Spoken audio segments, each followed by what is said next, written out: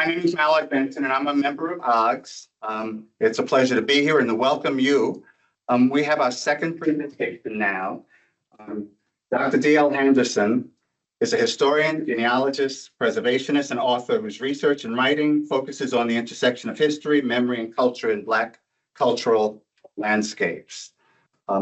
I've heard a presentation of hers in the past, and it's very fascinating by how it ties things together. So as she's speaking, think about that, not only in the presentation itself, but in how that affects the work that you do, the times that you walk through a cemetery, when you wondered why a cemetery is located where it is. All of those things. Think very deeply about how that interacts with you. She received a Doctorate of Arts in Humanities from Clark Atlanta University and is the past president of AAG&HS.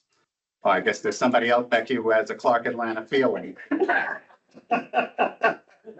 She's currently serving on the board of advisors for the Historic Oakland Foundation, the Historic Rural Churches of Georgia, and the Cherokee Garden Library, and has recently joined the board of FOGAH.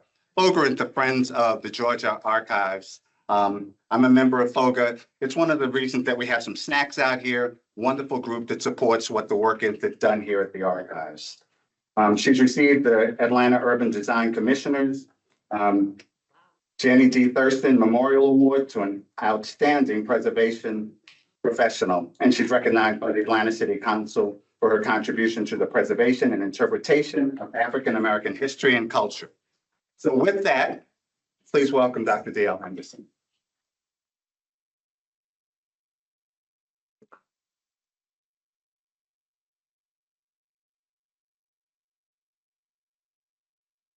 Thank you, Mallard, for that introduction and the explanation about how to listen to a presentation. You may not hear all those things in this particular presentation, but it should, I hope, connect to some of the research methods that you use and some of the questions you have about how this all comes together. I won't be talking about how to write a book. I think that's somebody else's presentation. But I will tell you about how I researched and go through some of just the basic resources that I used.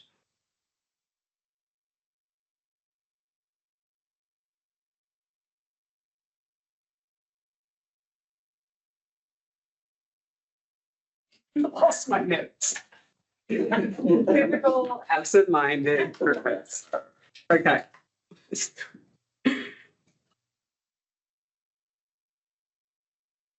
Perpetual Segregation, Chronicling the Black Side of Atlanta's Oakland Cemetery, is the result of my many years of research and exploration into the lives of Oakland's residents and the monuments that mark their graves. Oakland is a microcosm of Atlanta, so it reflects the city's history and its people. The Black side of Oakland is a microcosm of Black life in Atlanta, and Black history is inextricably bound to the city's history. Vestiges of slavery, the policies and politics of discrimination, and the racial inequities of justice and opportunity are reflected in the landscape of the South and its cemeteries. Perpetual segregation is an Afrocentric history. While some people question the need for separate histories like this one, it seems to me that researching the unique perceptions and experiences that represent the various cultures and histories of the people who make up our diverse nation will always be appropriate, relevant, and necessary. Recovering this hidden legacy argues against the racial bias inherent in much of Atlanta's recorded history.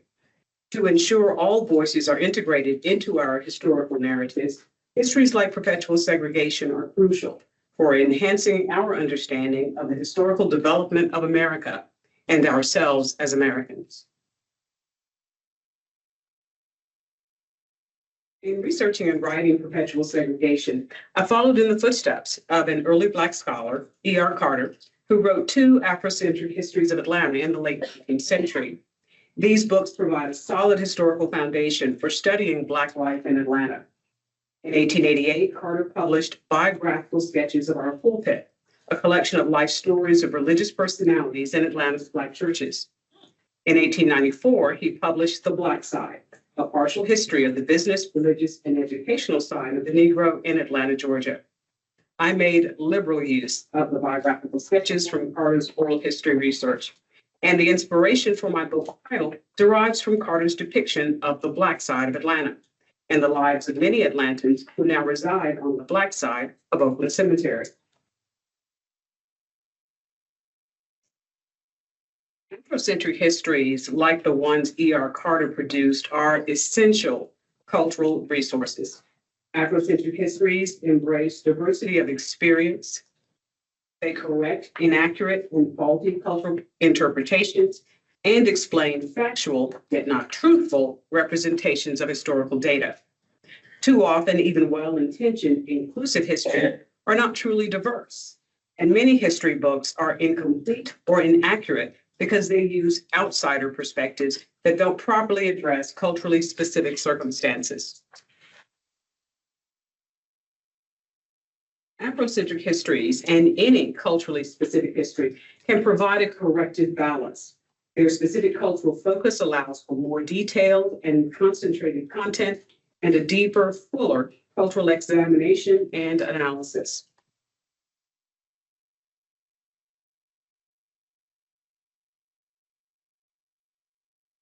This early map of Atlanta shows the location of Oakland Cemetery in land lot 45, including city lots 19, 20, 22, 28, and 29. But before land lots were plotted by surveyors, Atlanta was inhabited by indigenous people. In the early 19th century, the United States' approach to controlling the nation's indigenous population included the forced removal of the Muskogee Creek and other southeastern tribes to areas beyond the Mississippi River. White settlers, enslavers among them, established homesteads on the lands confiscated from the native people, and in the 1830s, they began moving into the area that would become Atlanta. In the summer of 1850, just on the outskirts of Atlanta, a group of 6 enslaved Black people labored in captivity upon a 100-acre farm. The group consisted of 2 females, ages 65 and 20, and 4 males, ages 14, 20, 24, and 30. Earlier that year in May, the enslaver's wife had died. He made a grave for her on the farm. A few weeks later, he sold 6 acres of his farm to the city for a new cemetery. No doubt life on the farm was impacted by the death of the farm wife. It was likely that the enslaved women took on additional work in the household, managing the home and taking sole care of the farmer's now motherless children. Most of Georgia's enslavers held fewer than 6 persons in slavery, so the farmer was already outside the norm for the state. But by 1860, he would hold title to 11 enslaved people, including 5 children aged 15 and under. According to the 1860 agricultural census, the farmer had increased his land holdings to 250 acres during the previous 10 years. 150 of those acres were under cultivation. The people he held in slavery would have been the significant factor in planting and harvesting the crops the farm produced in 1860. 50 bushels of oats, 125 bushels of wheat, and 1,000 bushels of corn. Oakland's interment records show that at least 4 of the enslaved people on the farm were buried on the Black side of the city cemetery. 6-year-old Wash, who died of typhoid fever in 1857, 70-year-old Tom, who died of pneumonia in 1863, 50-year-old Sarah, who died of dropsy later the same year, and an unidentified 16-year-old who died in 1864. And that's just the beginning of Black history in Oakland. More than 12,000 people have been buried on the Black side of Oakland since that time.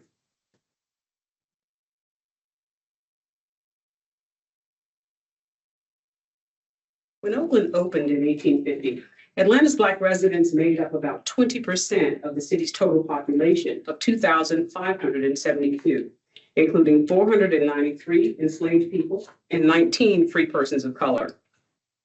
Just as tradition and law restricted the choices of Black Atlantans during their lifetimes, traditional burial practices and segregation ordinances controlled their deaths and burials.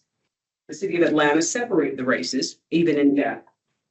The city held power over the cemetery landscape and the bodies buried within it, and determined how the cemetery landscape would be managed by using Atlanta's segregation laws and policies to regulate burials.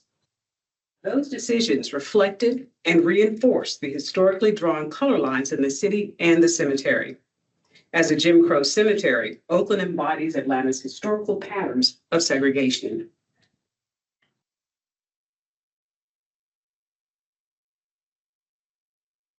The Black residents of Oakland Cemetery represent a diverse group of Atlantans. Africans kidnapped and sold away from their home countries. First-generation Americans of African descent, born into slavery or born free. Formerly enslaved people who became American citizens. First-generation freeborn children after slavery, and their descendants across the generations. From slavery to freedom, through Reconstruction and the Jim Crow era, during the Civil Rights Movement and beyond, the changing status and circumstances of Black life in Atlanta can be mapped in the changing geography and physical characteristics of the city cemetery. The burial sites of Oakland's Black residents tell just one part of the story.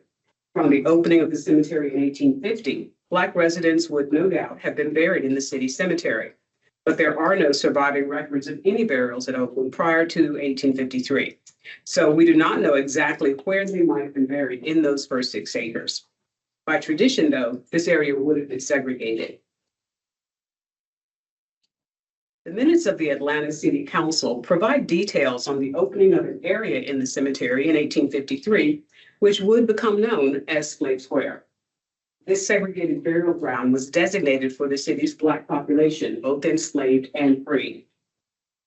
Separating burials by race within the same cemetery dates to colonial times, when early American social hierarchy was carried over into the cemetery grounds in the 17th and 18th centuries. For example, burials were segregated by race at Copp's Hill Burial Ground in Boston and God's Little Acre in the Common Burying Ground in Newport, Rhode Island. While researching and writing Perpetual Segregation, I used as many original resources as possible, starting with the burial records created by the sextons of Oakland. The first documented burial of a Black person in Oakland took place in early 1853. This is his story. On Thursday, February 10th, 1853, a 14-year-old known only as John was buried in grave number 1, row 1 south, in Slave Square. John's listing in Oakland's records as the first burial in Slave Square is the only documentation that has yet been identified regarding his short life and death. So I decided to focus on all the things we don't know about John or many of the people buried on the Black side of Oakland. John was born about 1839 in Fayette County, Georgia, and his cause of death is listed as complicated diseases, a term indicating that he was suffering from various, certainly serious medical problems prior to his death. Though born in Fayette County, somehow John was brought to Atlanta. In what manner or for what purpose or for how long he had resided in Atlanta is unknown. Nothing is known of John's parents or whether he had siblings. His life as an enslaved child, the type of work he performed as an enslaved person, and how this may have contributed to his death remains a mystery. No physical description of John exists, nor is there a record of his medical treatment or the length of time that he might have suffered from the ailments that caused his death. However, the cemetery record does include the name of John's enslaver. The end of the Civil War and the end of slavery created the need for another change in Oakland's landscape. The land for the historically Black burial ground at Oakland today was purchased in 1866, so that the city's Black residents could purchase burial space in a segregated section of the cemetery. This Oakland map shows the years that various parcels of land were purchased to expand the cemetery in the 1860s. One young writer, has suggested that Oakland's segregated burial ground existed because it was the only cemetery space available for purchase after the Civil War. That's not correct. At the same time, in 1866, when the historically Black burial ground was purchased, more land was also purchased for white burials. A portion of the land purchased on the northeast side of the cemetery in 1866 was used for pauper burials and was also divided by race. Potter's Field is about 6 acres and occupies the land to the east of the historically Black burial grounds. There are approximately 7,500 unmarked graves in that area. Oakland's records list the names, but not the locations of the residents of Potter's Field. In April 1877, the Atlanta City Council passed a resolution to dig up the bodies from Slave Square, level the ground, and prepare it to be sold. To the council members, Slave Square represented an opportunity to increase burial space for white Atlantans and further define the racial division in the cemetery landscape by removing the people buried in Slave Square. Also, that year, the city would make a profit of $2,000 from the sale of reclaimed burial lots throughout the cemetery. 14-year-old John and nearly 900 others were to be reburied in the colored pauper grounds. Those whose graves were marked with headboards were supposed to be reburied individually, even though fieldstones or plants may also have been used to mark graves in Slave Square. Only those graves with headboards met the city's standard for individual reburial. Slave Square residents who did not have headboards were reburied in a mass grave. However, the exact location of their reburial is unknown. In 1978, in a striking parallel to the exhumation of Slave Square 100 years earlier, 2 anthropology professors at Georgia State and their students were hired by Historic Oakland Cemetery, Incorporated, to investigate Potter's Field, looking for any available grave spaces that could be sold to help fund cemetery restoration. The heavy black lines drawn across Potter's Field on this diagram represent the 13 trenches they dug throughout the section. They dug up the remains of 17 men, women, and children from their graves and took their bones back to the university, where they were kept for more than 20 years. A newspaper editorial criticizing the university's continuing use of the skeletons as classroom artifacts brought attention to the matter, and the bodies were later returned to Oakland. Though the individuals had been removed from separate graves throughout Potter's Field, they were not returned to their original burial sites. They were reburied together in a mass grave in an unmarked location.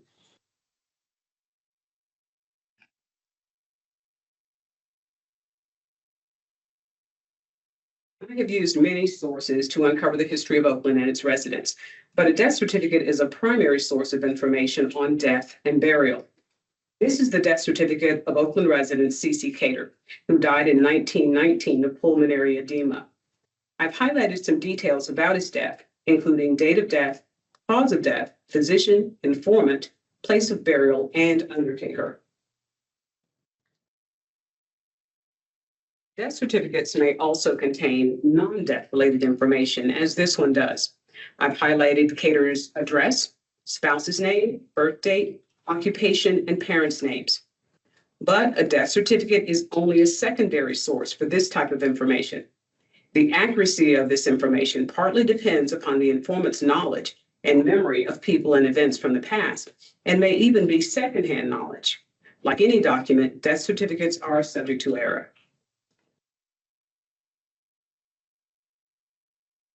C.C. Cater's obituary states that he had resided in Atlanta for 50 years, was a cashier at the Atlanta State Savings Bank, and had been a treasurer of the Carey Steele Orphanage. Newspapers are valuable resources because they provide information like obituaries, but they also give us insight into life during the times in which they were published, the topics they covered or didn't cover, and the political and social values expressed in their coverage, even their biases, can provide a context for understanding the events and people of the time. Back issues of newspapers can be found through paid online news services such as newspapers.com, and Genealogy Bank. But many of Georgia's historic newspapers are available free online through the Digital Library of Georgia. Also, some libraries carry back issues of newspapers on microfilm.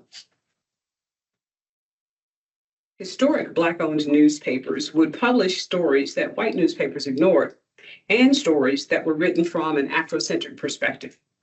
Only a couple of issues of the Weekly Defiance are still available, but the paper provided an alternative view of race relations in Atlanta in the mid-1880s. The editor of the Defiance, John Henry Brown, is buried at Oakland. In 1897, Dr. Henry Butler Another Oakland resident, listed the city's Black newspapers in his Atlanta Constitution column. His list included the Southern Christian Recorder, Gospel Trumpet, Southern Age, Voice of Missions, Social Gleaner, and Paris Visitor. The Atlanta Independent more than likely published an obituary for Cater, but some years of the paper are missing, including 1919, the year of Cater's death. The Independent is not indexed, but surviving issues can be accessed online through Google News, and the Auburn Avenue Research Library has it on microfilm. I've spent hours browsing issues of the Independent, and I've found a wealth of information about the lives of Oakland's residents. The Atlanta Daily World and the Atlanta Inquirer are still in publication. Indexed back issues of the Atlanta Daily World are available in ProQuest historical newspapers and newspapers.com, and that's fairly recent. I only discovered that a couple months ago. The Auburn Avenue Research Library has issues of the Atlanta Daily World on microfilm. The Atlanta Inquirer's digital archive contains issues from 1960 to 1968. Not everyone is familiar with C.C. Cater today, but during his lifetime, he was well known. His death was reported in the Chicago Defender, a Black-owned newspaper. Real Times Media now owns the Chicago Defender, Atlanta Daily World, and the Atlanta Tribune, which is a monthly tabloid that began publication in 1986. C.C. Cater's funeral program is an elaborate 13-page document. In addition to biographical details, photos, and the order of service, it also contains a foreword, the text of the funeral sermon, and a 2-page list of floral tributes. Funeral programs are especially helpful when they include the names of surviving relatives, the location of the service, and the place of interment. I found this copy of Cater's funeral program online in the Atlanta Funeral Programs collection at the Auburn Avenue Research Library.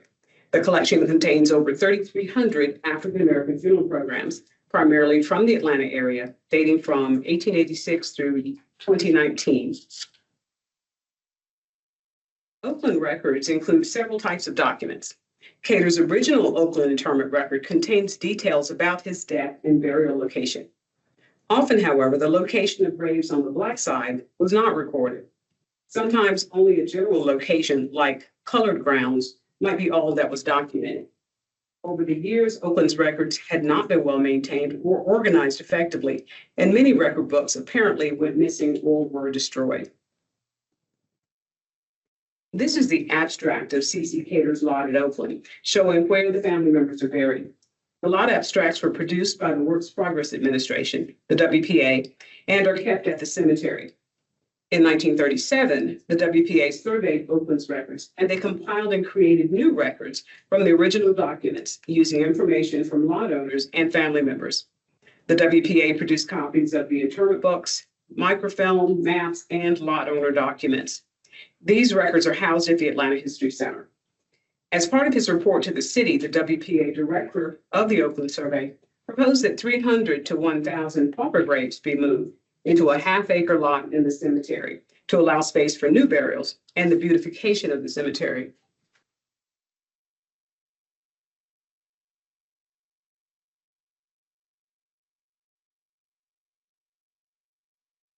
I enjoy just walking around Oakland, reading gravestones. But gravestones are not primary sources of information about a death. They are not original sources. Gravestones, however, can provide evidence for further research. I transcribed the gravestone of Henrietta Simmons many years ago when it was less eroded, and it reveals several pieces of direct evidence from Mrs. Simmons. Sacred to the memory of Mrs. Henrietta Simmons, wife of J.M. Simmons, born August 1849, died October 24, 1877, aged 28 years. She was a consistent member of Friendship Baptist Church and, the rest is illegible in that sentence. Blessed are the dead that die in the Lord. She was the daughter of Mary Harrison. This gravestone information can be supported or contradicted by other records. Her 1868 marriage license, 1870 Freedman's bank account, and the 1870 census. A thorough, detailed examination of original documents can help in resolving any discrepancies Sources like Find a Grave often have images of gravestones, and that can be helpful, but the information on Find a Grave doesn't match my transcription. Or Oakland's burial records, likely because Mrs. Simmons' gravestone was so badly deteriorated when the Find a Grave photo was taken. In 1865, the U.S. Congress chartered the Freedmen's Savings and Trust Company. Henrietta Simmons opened an account at the Atlanta branch on April 4, 1870. Freedmen's bank records are another great resource. Mrs. Simmons' account record reveals that she was born in Florida at Lake Jackson, left there when she was 8 years old, then was brought up in West Point, Georgia, where she remained until the end of the Civil War. Other details included her address, age, occupation, names of family members, and even her complexion, which was light brown almost. I accessed scanned images of the original records from Mrs. Simmons on Ancestry.com, but they can also be found using FamilySearch.org or the state and national archives. One of the earliest records available for researching Atlanta residents is the city directory. The directory is an alphabetized list of residents and businesses along with street addresses.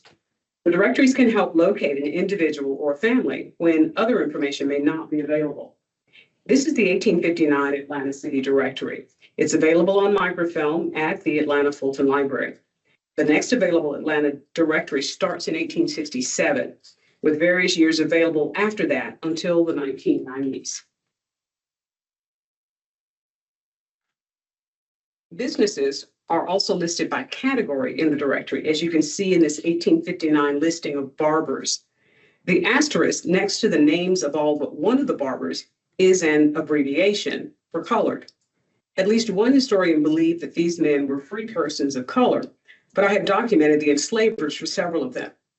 Guilford Ezzard, Darty Hutchins, and Robert Yancey are Oakland residents. Though it was against the law, enslaved men operated businesses in pre-Civil War Atlanta. For example, Robert Yancey came to Atlanta with his enslaver in 1856. He opened a barber shop and paid the enslaver $150 a year for his time. By 1857, Yancey and a business partner were operating two shaving saloons, one on Whitehall Street and another at the Washington Hotel. Their ad appeared in the Atlanta Daily Examiner. And because you probably can't read that, I'll read it for you. The gentlemen of the city of Atlanta and the public generally can be accommodated with either warm or cold plunge and shower baths at the Atlanta Shaving Saloon on Whitehall Street, above Tomlinson and Barnes' Tin Shop.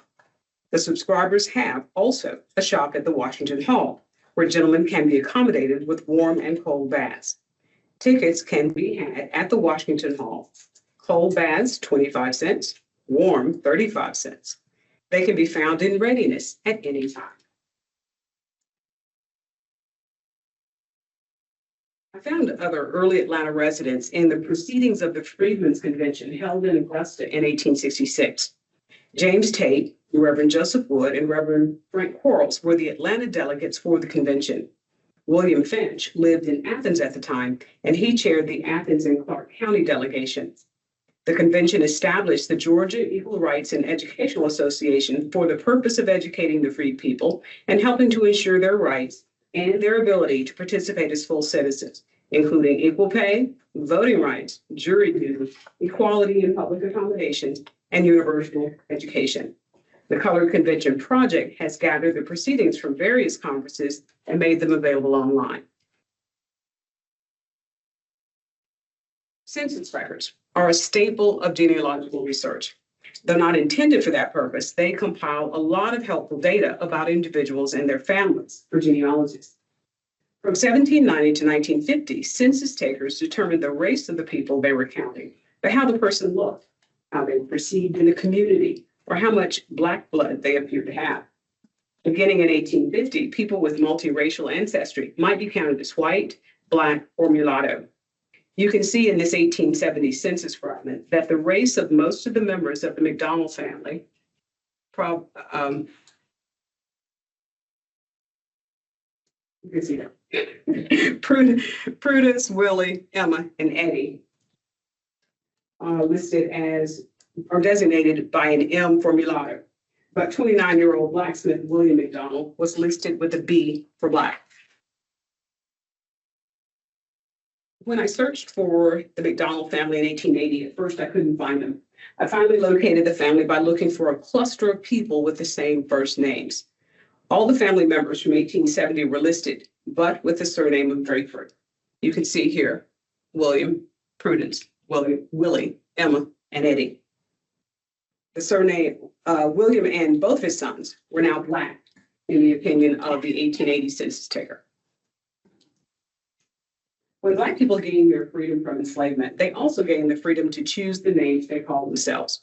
Logically, perhaps, some formerly enslaved people used the name of their enslavers, but others did not, and some later reconsidered and chose names they preferred for a second or even a third time. In the case of the McDonalds, I found a potential mother for William Drakeford, Charlotte Wood, who married a man named Jim McDonald. Some of William's family members used McDonald, others chose Drakeford. In 1871, Oakland resident Romulus Moore testified before a joint select committee about conditions in Georgia. Moore was a politician and advocate for Black equality in the post-Civil War era. He and his wife, Mary, had been repeatedly harassed by the Klan. After the close of the Civil War, Black people were subjected to the terror of racism as thousands were killed, attacked, sexually assaulted, and terrorized.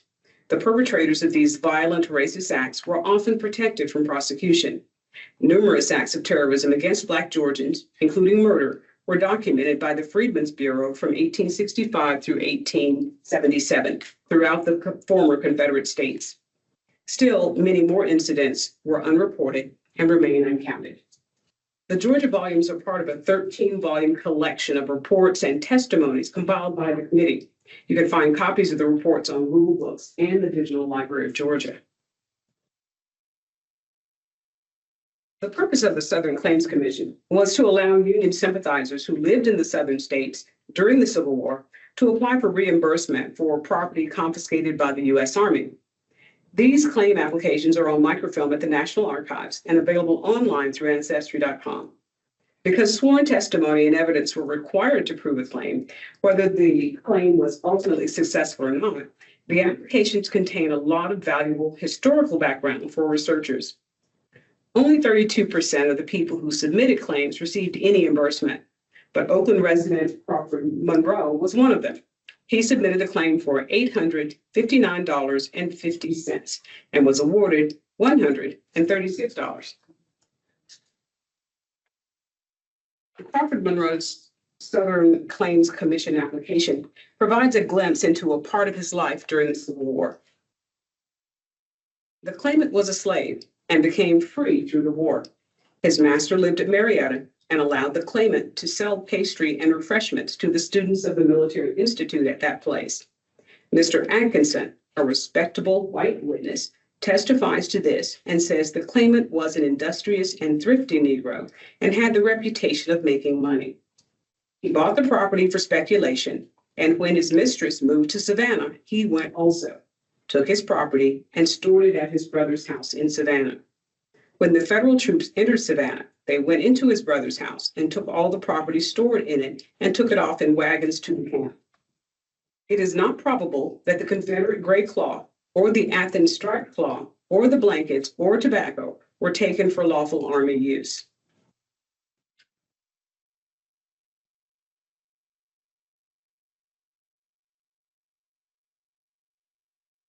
By the turn of the century, Oakland was deteriorating, and the Atlanta City Council formed a cemetery commission to take charge of maintaining the grounds. The commission compiled a booklet documenting the rules and regulations for the cemetery. Not surprisingly, they included city ordinances that reinforced the separation of the races at Oakland. Paupers buried with their own race. Persons buried in the section of the cemetery devoted to paupers shall be interred with their own race. For instance, Negroes shall be buried with Negroes, and where such paupers are now buried in other sections of the cemetery, such bodies shall be removed in accordance with this ordinance. Burial of colored persons prohibited in certain parts. The sexton shall not bury or allow to be buried any colored persons upon ground set apart for or used for the burial of white persons. Potter's Field was used for pauper burials until Westview Cemetery opened in 1884. After 1884, residents of Potter's Field were moved from one area to another and transferred to other cemeteries to reclaim space for new burials. The locations of pauper burials in Oakland have not all been identified, but we do know that there were once Black paupers buried on the south side of Monument Drive near white burials, and that's the red box that you see there. And now it's gone. When the Cemetery Commission was told how close the graves of the Black paupers were to the white section, they ordered the sexton to move the Black paupers across the road into the present-day Potter's Field to maintain the color line in the cemetery. The 1944 Oakland Extension and Parkway proposal was part of Atlanta's post-war beautification project. Due to inconsistent attention and lack of funding over the years, Oakland had continued to deteriorate. During the 1940s, in the aftermath of World War II, the city of Atlanta planned an urban renewal project, and a portion of the city's funding for beautification was proposed for enhancing the entrance to the cemetery. The proposal received some support and was sent to the City Council's Finance Committee for review, but the City Planning Commission's recommendations for Oakland were not approved. It was not until the mid-1970s that a group of families established the Historic Oakland Cemetery Incorporated to restore and preserve the cemetery.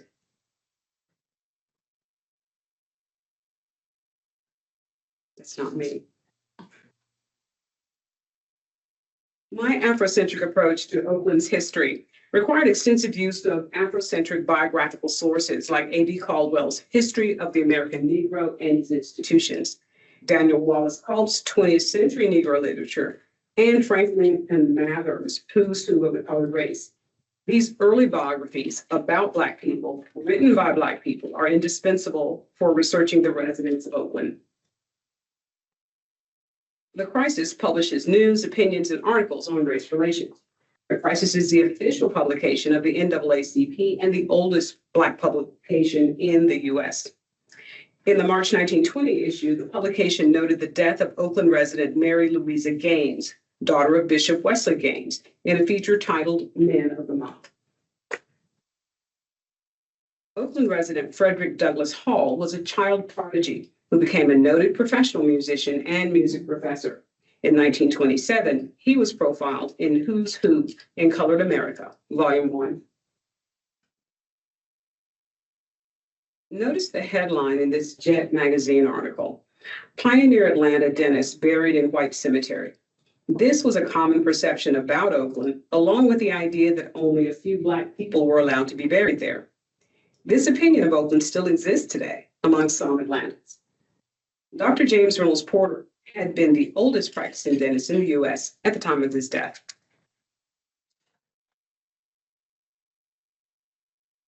Walter Aiken was a significant home builder for Black neighborhoods in Atlanta by the 1920s, and by the 1940s, he had become a nationally known leader in the construction industry. This photograph of Aiken supervising one of his construction projects appears in Ebony's May 1962 issue in an article called 100 Richest Negroes. I used the biographies in Jesse Carney's Notable Black American Women to gather background on women like Oakland residents Carrie Steele and Selena Sloan Butler. Carney's 3 volumes were published in 1993, 1994, and 2003, and combined, they contain the profiles of 1,100 women. The biographical entry for Oakland resident William Finch in the African-American National Biography is the most thorough source I have encountered regarding Finch's early life. The African-American National Biography is a joint project of the Hutchins Center for African and African-American Research at Harvard University and Oxford University Press. The 8-volume series was edited by Professors Henry Louis Gates Jr. and Evelyn Brooks Higginbotham. The series was published in 2008 and contains over 4,000 individual biographies. Finally, this issue of the Atlanta Historical Bulletin is a must-read for all Oakland researchers or Atlanta researchers. Volume 20, number 2, Summer 1976, is devoted entirely to Oakland and can be found online at the Atlanta History Center website. An article by Dr. Alexa Benson Henderson, Paupers, Pastors, and Politicians, discusses the Black side of Oakland. I have depended upon numerous resources for my research, and I can only share a limited number of them in this presentation, but all of them are listed in the bibliography of Perpetual Segregation. Continuing changes to Oakland's landscape, including past and current preservation and restoration efforts, have obscured some of history's physical evidence of the impact of segregation. Nonetheless, it is still possible to build a more complete record of the development of Oakland's landscape by researching and documenting the history of the cemetery's Black residents. The restoration of the Black side of Oakland was completed in 2022, following years of labor on the hardscape and landscape and accompanying research into the lives of its residents. Though some restoration work had been conducted over the years, the multi-year restoration was the most extensive project ever conducted in this area. The Historic Oakland Foundation continues to move forward in its efforts to preserve the cemetery and the history of all of its residents. Ultimately, I hope that my book will be useful as a foundation for future research in Atlanta history and the lives of the residents on the Black side of Oakland.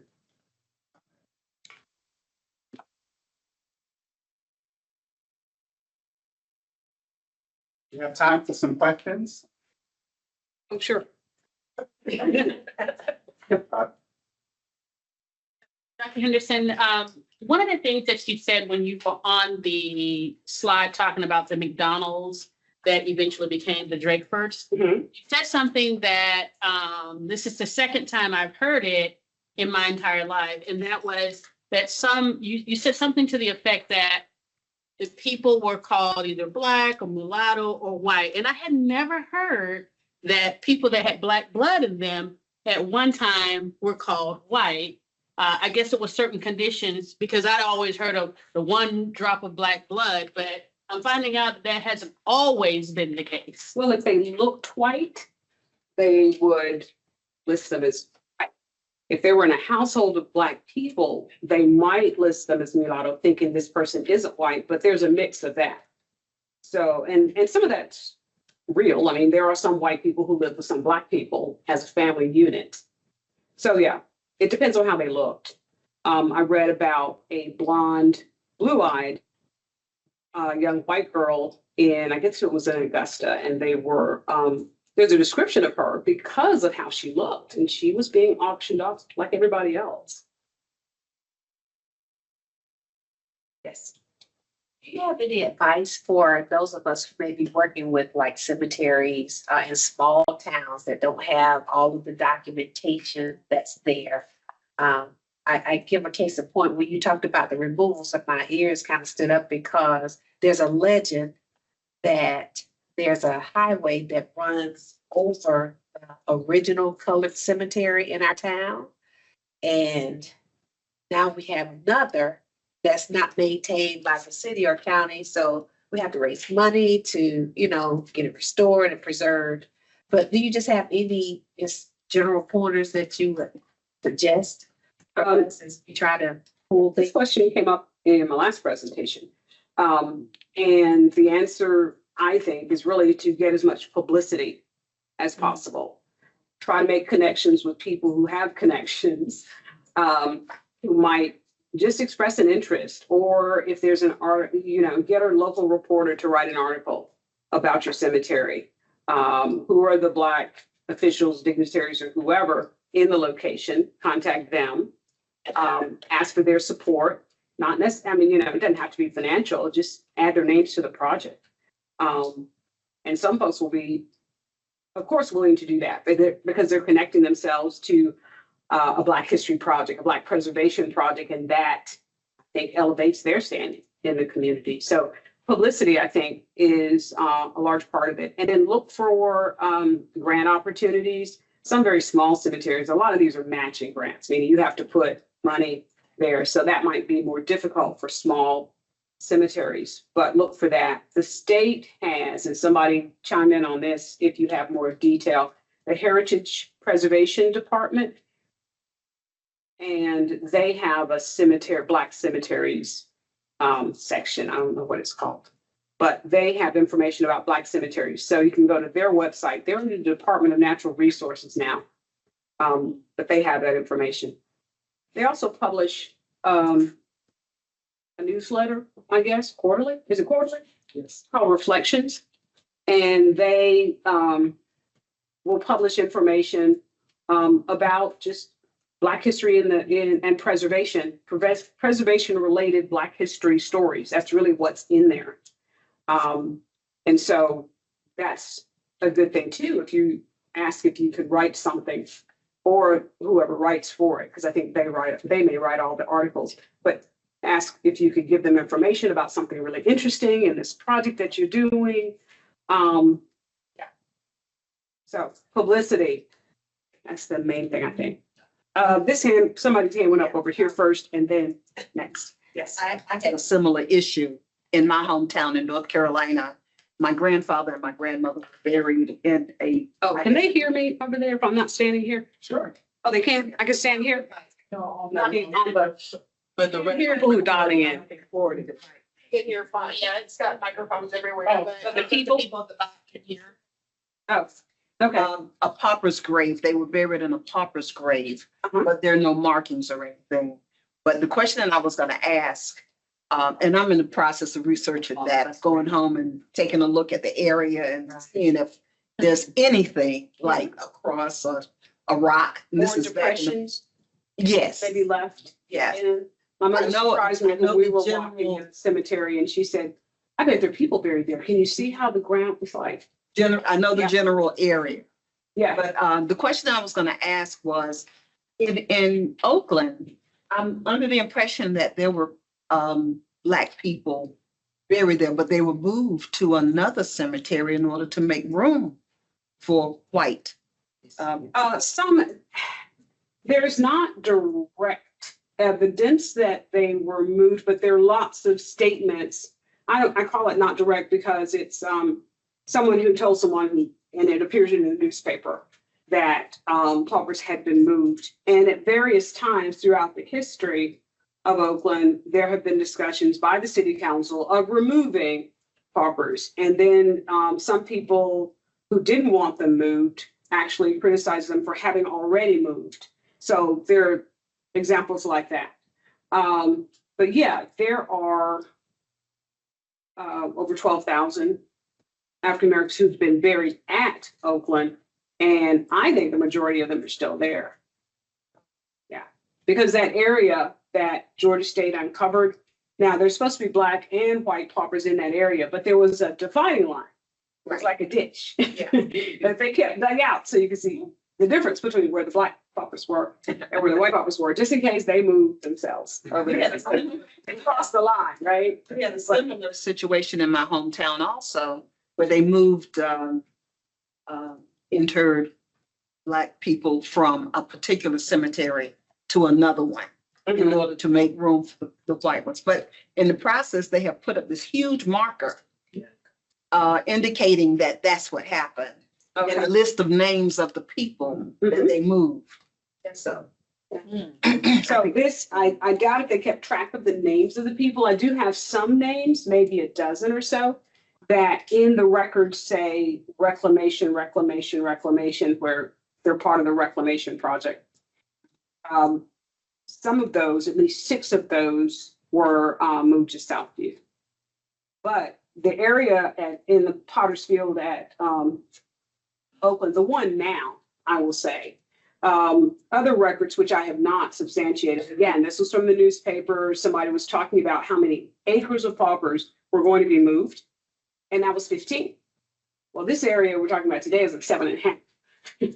So I don't know if there were ever 15 acres and they moved those people out, or they misjudged the number of acres, because you can read where Oakland is 88 acres in size or 100 acres in size through newspaper accounts over the decades. And we know it's 48.8. So, the survey that we did was that. So the area that Georgia State surveyed, the whole of Potter's Field, was full of graves. They scraped off the top level of dirt. And so you could see the rectangles, red, of course, for the display. So red sort of rectangles you could still see in the dirt once you got that top layer off. Wow. And so it appeared to be full to them. And you saw where the trenches were dug all throughout the area. So, yeah, so they said it's still full. So I don't know, what they were trying to do also was move and consolidate. So there've always been a pauper section at Oakland. And as the cemetery expanded from 6 acres to 20 to 30 to whatever, there were always places for paupers. And so they were just moving them back, moving them back, moving them back. Makes sense, right? Yeah. Move the poor, move the people of color. Yes, Just a couple of things before I forget. So, couple, okay. so Stand up reflections. Speak loudly. Oh, sorry. Okay. Sorry. So just a couple of things. So I used to work for the state. So Reflections, the African American newsletter, is online, but they fall up under DCA now. They talk about it, Department of Natural Resources, but it's all electronic now. You get that information.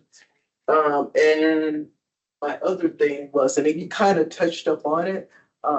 I was just going to ask you to speak a little bit more about the relationship between Oakland Cemetery and Southview for some of us that don't know, but you kind of went into that because of I also research cemeteries and stuff like that. But for my research and readings that I've done in the past, the establishment of Southview because of the disinterment of bodies coming out of Oakland and the treatment of Black bodies in the establishment of Southview. And I think I was going to say there's a website called Historical Areas that aerial photos of Georgia and maybe other states where you can see, and some places where you can see the original part of the cemeteries and things like that. If you went like going back to I think 1955 for some places. So that's how I kind of track and see where things have moved or what have you not. And the Department of Transportation also does a good job of mapping cemeteries when you come across them. And that's on Georgia GDOT Department of Transportation. They have an online resource that you can look at all of that stuff they found and put it on. But that was my question. Let me add that to the third one because I'll go backward. Georgia names and information systems. That's GNIS. It's a U.S. government website, and it did have what you're talking about that Georgia does. It did have like different kinds of formations. But the last time, and I've told people this before, the last time I went out there, I could not find a cemeteries category. So maybe it's just me, but go take a look if you will, because I can't find it. I used it years ago. I've also seen the maps. I knew somebody worked at state, and they brought me the maps of where cemeteries were located for a project that AAG did on DeKalb and Fulton County Church cemeteries. And so those were mapped on there. So I'm sure they've mapped everybody. They should solve. Yeah, they continue to identify them as they find them. Yes. The second thing, Southview. I used to include a section on Southview in this presentation, but I had to take stuff out because it started getting longer and longer. But Southview was opened in 1886. The desecration of Slave Square happened in 1877. The immediate response from Black people about that was to petition the city council for, 2 petitions came in. One was for a separate cemetery for Black people. And the other was to create an area in the cemetery that would not be violated, where they could have for themselves. Those petitions were responded to favorably, but you can search and search and search and not find any action being taken after they're sent to, I think they were sent to the finance committee and it probably just died there because of funding. A lot of things did. But that was the immediate reaction.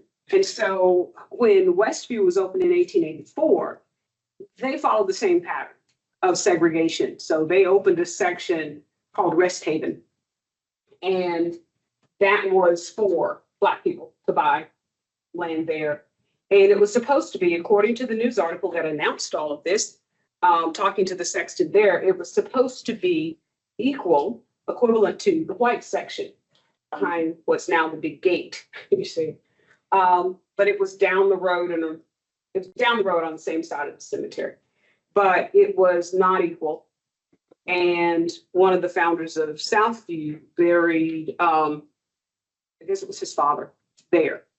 And then, like 9 months later, probably due to the dissatisfaction with the area and how it was developing, they opened Southview. Now, to be fair, Westview, all of Westview is kind of muddy and not looking too good when it first started, because it's a cemetery. It's raw, raw ground. They're doing the plantings and all that. So there's development involved. Yet it was off to the side. It wasn't with all the others. So, and the area is still there today, but it's been condemned basically, and you can't get back there. It's all wooded now.